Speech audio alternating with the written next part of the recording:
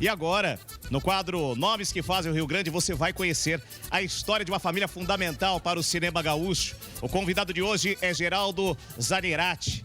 Há mais de 70 anos, foi ele que deu início a toda a indústria cinematográfica no estado, desde a importação de equipamentos até a produção e participação em filmes de estrelas como Teixeirinha.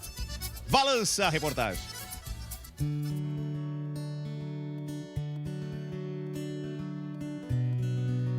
Olá, boa tarde para você que nos acompanha neste Balanço Geral de sábado.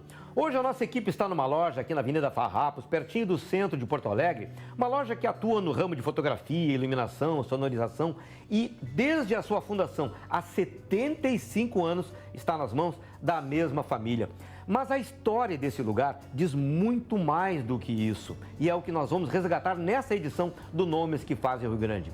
Este lugar aqui tem tudo a ver, foi fundamental na história do cinema no Rio Grande do Sul. Tanto na produção de filmes, como naquela época de ouro dos filmes do Teixeirinha, dos anos 60, 70, e que fizeram enorme sucesso, também como na disseminação das salas de cinema pelo estado.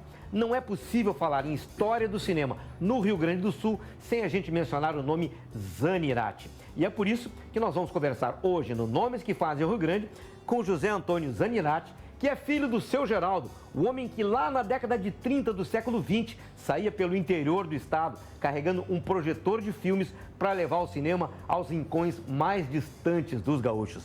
José, muito obrigado por nos receber aqui. Tem muita história boa para a gente contar aí, né? Começando por essa aí do seu Geraldo. O meu pai, Geraldo Zanirati, foi o que criou isso em 1951, ele abriu a empresa, né? Comprando um projetor e 12 filmes de longa-metragem. Na época não tinha televisão, então era bem comum, famílias de nível A tinham projetores. E aí ele começou a alugar esses filmes, juntavam a família e projetavam. Era uma coisa nova, uma coisa diferente do mercado. O cinema marcou muito a vida do Rio Grande do Sul, em função de que criou muitas amizades, muitos relacionamentos e chegou ao ponto de criar alguns cinemas dentro de Porto Alegre. Aí tinha Vila Nova, tinha Viamão. Vila Nova, ele criou um cinema e a situação não estava muito boa financeiramente, o pessoal não estava indo muito bem. Então, o que ele fez? Ele anunciou com um carro ambulante que as pessoas que fossem sair da igreja na missa de domingo seriam filmadas, assim como as pessoas que estavam na fila do cinema também seriam filmados e projetados dentro do cinema. Ele fez a filmagem, projetou. Foi sucesso, ele ficou rodando aquele filme por muito tempo. Meses e meses, ele rodava o início do filme de longa-metragem, passava aquela entrada Então as pessoas iam, de certa forma, para assistir eles mesmos no cinema. Também pegava a máquina de projetor, que é umas máquinas assim, e ele ia para os bairros com a máquina, projetor, tela, e projetava, anunciava uma semana antes o filme, botava os cartazes do filme na frente da igreja lá, ou do salão de festa, onde iria ver o cinema. Então, à noite, ele montava o cinema dele. E aí, quando ele começou a evoluir nessa faixa de cinemas, ele criou outros bairros. E na mesma noite, ele conseguia passar em 2 bairros diferentes. Até que teve a evolução da televisão, né? Em 1960, começou a Piratini. E aí ele começou a perder certos pontos de projeção, porque aí aí a novidade era a televisão. Aí, então ele foi para o interior. Porque no interior ainda era difícil o sinal de televisão e a televisão era cara ainda, né? Aí que o papel do seu Geraldo e o que ele começou a construir a partir dali foi fundamental para disseminar a arte do cinema pelo interior, né? Foi criando cinemas no interior para levar aonde não tinha televisão, para que essas pessoas tivessem uma recreação nas escolas e tal. E a televisão começou a entrar com um sinal mais forte. Voltou para Porto Alegre e aqui ele continuou com o cinema em casa. A pessoa ligava para ele e ele mandava um funcionário levar o filme para a pessoa, com o projetor, com os desenhos animados, a tela, até a mesinha se levava, né? Porque às vezes na sala não tinha uma mesa da altura que precisasse. Montava tudo lá e lá se fechavam, as crianças ficavam numa sala, lá por 2, 3 horas, e de certa forma deixava os adultos, né? conversando, trocando as suas experiências. Inclusive no Palácio, nós passamos, na época do Brizola, nós passamos para a Neuzinha, que era gurizada, para a família do Brizola. Começou a evoluir essa amizade.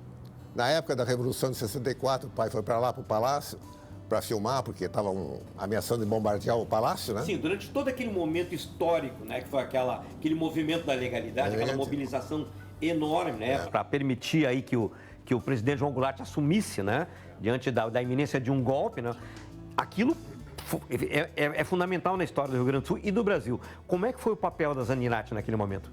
Naquela época era obrigado a apresentar algumas reportagens nacionais antes de projetar o filme americano. Inclusive o Canal 100 é daquela época, né? O pai na época do Brizola, tinha alguns trabalhos que o Brizola fez na época, que era o Sem Terra, a reforma agrária. Ele documentou tudo isso? Ele tinha documentado isso e agregou nos filmes, que era uma reportagem nacional. Esses filmes continuaram rodando no Rio Grande do Sul. Na época, a Polícia Federal identificou alguns cinemas que estavam passando no interior e vieram e recolheram, praticamente fecharam, levaram 200 filmes, recolheram do pai. E o pai teve que começar tudo de novo, a comprar novos filmes.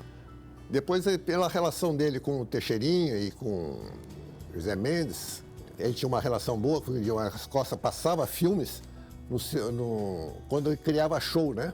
O que tu lembra daquele período, assim, do relacionamento, da convivência com esse pessoal? Nós participamos de algumas filmagens deles e o pai pegou a distribuição dos filmes do Teixeirinha. Ele forneceu para ele.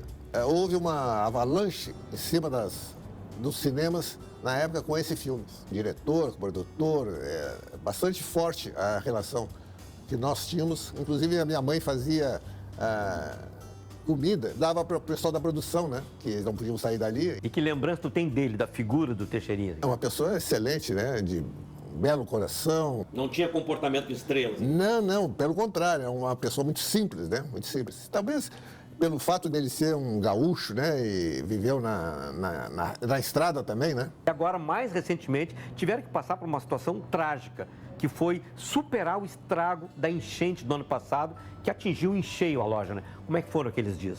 Antes da enchente ainda teve a Covid, né?